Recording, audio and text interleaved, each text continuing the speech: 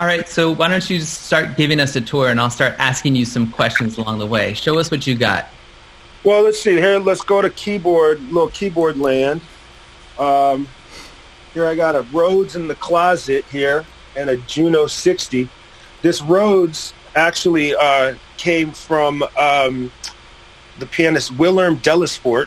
Wilhelm. In New York, when he used to live in Chicago, and when he was moving to New York and he was unloading some gear, I took a one off of his hands and bought it from him, just kind of help him with the move, as well as, and he got this Rhodes from the guitarist Fareed Haq here in Chicago. So there's a little history with this instrument. And this Juno here belonged to one of my close college friends who's given it to me on a long-term loan. And here I got a Moog here, Prodigy. The story behind this one, similar to the Rhodes, this one belonged to great piano player from Chicago, Rob Clearfield, who recently moved to Paris. And so that one has some history and some connection with me through friendship. And this Wurlitzer, I actually got when doing some workshops at an elementary school, that it was just gathering dust, and it wasn't really working.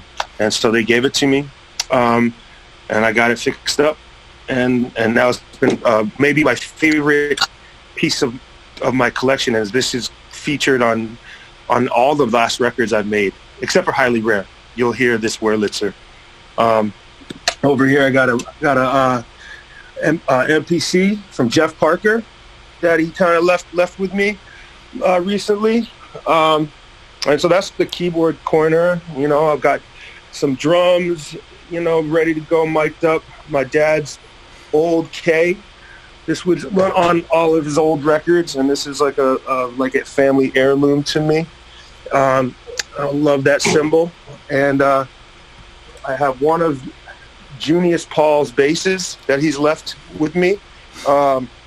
Just after I was practicing and playing, every time he came by, and he said, "Man, you know, you're starting to sound all right. You need a bass to play."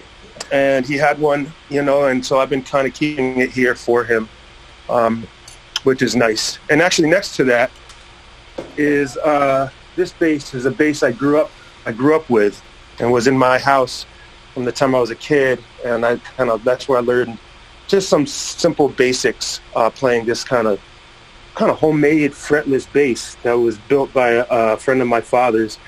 It sounds pretty cool. It's in pretty rough shape, but I keep that one around because it just reminds me of good times. And so just a quick... Look what I got. I think I told you. Yeah. At a thrift shop. That's right, yeah. My son comes down here sometimes when he's upset, he'll just blow. And we're you know, he's getting a couple different pitches out of the bugle.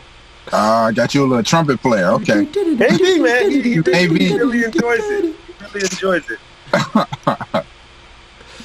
Nice, man. That's fun. Yeah, so first question, Micaiah, how many of these instruments can you actually play and get away with it? I understand you once played bass at a hip-hop gig. I mean, I've played a handful of gigs on bass, very simple music.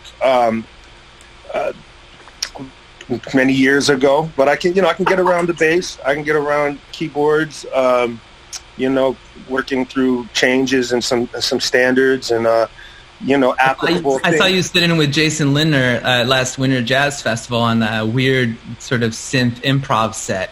And he had laid it down. Greg, you were there too. Yep. Yeah, I was playing my main instrument. Micaiah was on. Well, actually, that's sort of your main instrument too. You were playing like a sampler, right? Yeah, it was more of like a sequencer, which I have some sequencers here, but actually my first drum machine was a sequencer, so it was kind of familiar. But I had it. I don't even know what it is. I remember what that thing was. I never worked with one of those. But all the instruments around, I like to try to play a bit. I've had some guitars around the house for a while that I've not been able to play very well, and ever since this lockdown, I've taken it as an opportunity to get guitar lessons for myself and my daughter. And so that's been a really fun project here while at home. And I've been gaining some facility there. But you know, I play the instruments well enough to use them to write and to use them for overdubbing and doing things. And you know, like on the latest record, the Gil Scott Heron reimagining, I played a lot of the instruments on that record, as well as working with some great musicians and samples from some of my father's records. But you know, that's beautiful, man. Well, I hate to cut you off. We'll leave some time for Marquise Hill to talk about. He's got some tips for self-love here, but I personally love seeing your home studio. One last question: how much of your experimentation in sound is sort of a byproduct of basically being the home turf of the AACM being there? I mean, did that sort of, as a catalyst, provide you the inspiration and flexibility just to say, hey, I'm just going to collect all these instruments and make all these crazy sounds?